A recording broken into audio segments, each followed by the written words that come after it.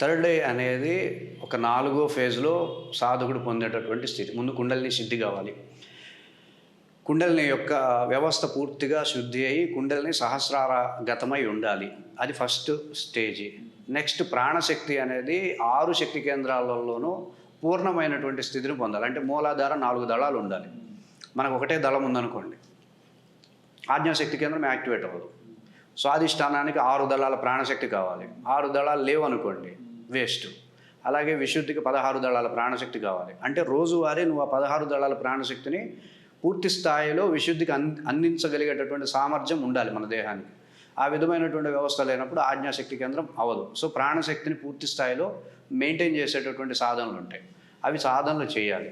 అలాగే విశ్వశక్తికి సంబంధించినటువంటి వ్యవస్థతో పూర్తిగా అనుసంధానం అయి ఉండాలి. ఈ 3 ప్రక్రియలు జరిగితే 4వ స్థాయిలో థర్డ్ ఐ అనేది యాక్టివేట్ అవుతుంది. దాన్ని ఈశత్వ సిద్ధి అంటారు. మనకు అష్టసిద్ధుల్లో అణిమ, గరిమ, లగిమ, మహిమ, ప్రాకామ్య, వశత్వ, ఈశత్వ, యతకామ, వశయత్వ అనే అష్టసిద్ధుల్లో ఈశత్వ అనే సిద్ధి అప్పుడు కలుగుతుంది.